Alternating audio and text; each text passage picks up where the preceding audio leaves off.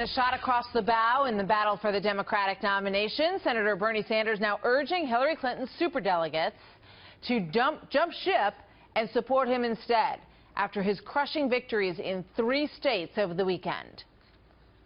I think the momentum is with us. A lot of these superdelegates may rethink their position with Secretary Clinton. A lot have not yet declared. And then you got superdelegates who are in states where we win by 40 or 50 points. I think their own constituents are going to say to them, hey, why don't you support the people of our state, vote for Sanders. So Hillary Clinton still holds a large delegate lead, but more than 450 of those, now take a look at those numbers, 450 of those are superdelegates. They can vote for anyone they want at the convention, but Hillary Clinton had many of them, about more than 300, I think, locked up before the process even began. Luis Miranda is the communications director for the Democratic National Committee. Luis, welcome. Great to have you on the show this morning. Good morning, Martha. Thanks for having me on. So this sort of brings back memories of last time around, because President Obama was sort of the new guy on the scene at that time. Hillary Clinton had a lot of those superdelegates locked up. And then in the end, when the convention came, they ended up moving over to him. Are we going to see that again? Well, you're exactly right that the superdelegates don't vote until the actual convention, so there's nothing to any count right now of superdelegates is basically a poll. And superdelegates are only 15% of the overall delegates that are up for grabs. And so who's really going to decide this election is not the superdelegates.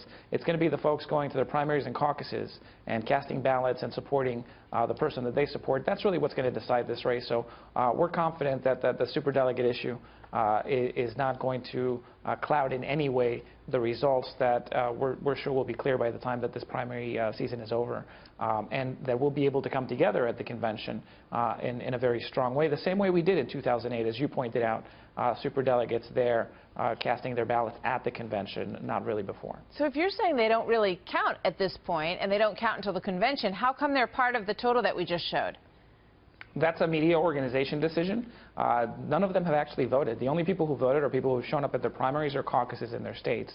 And those are the people who are going to determine this because, again, that's 85% of the delegates that are up for grabs. The superdelegates are only 15%. But we're seeing a very strong competition. We think it's good from the party perspective because we're seeing people energized, enthusiastic. We're seeing record numbers of contributions to our candidates.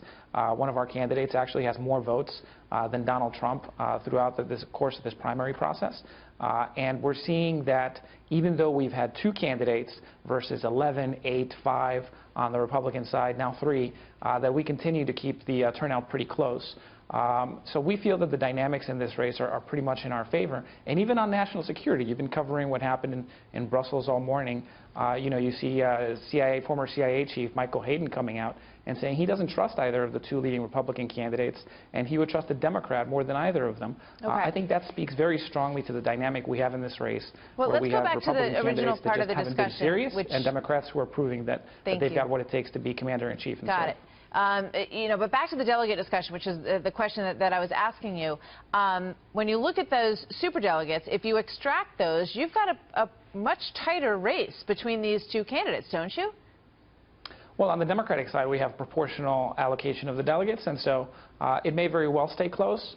But again, we see that as a positive because it keeps voters engaged in more states.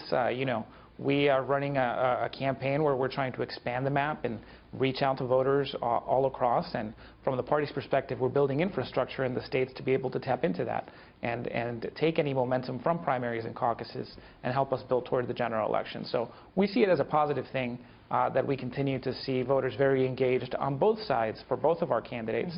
And we have a positive dynamic, which is that regardless of who wins, polls have shown that our voters are willing to support the other candidate pretty well, where you're not seeing that on the Republican side. So we're going to continue to see voters turn out, and they're going to determine, who comes out as our nominee. Sure. But we feel pretty good that it helps us in the long run in terms of the infrastructure and the ground game that we're building all across the country. Well, last time we did see those delegates move from Hillary Clinton over to Barack Obama. Bernie Sanders is hoping that that's what's going to happen this time around, too. So, yeah, we'll see. We'll see how the numbers come out. Luis Miranda, thank you very much. Good to have you with us this morning. Thank you.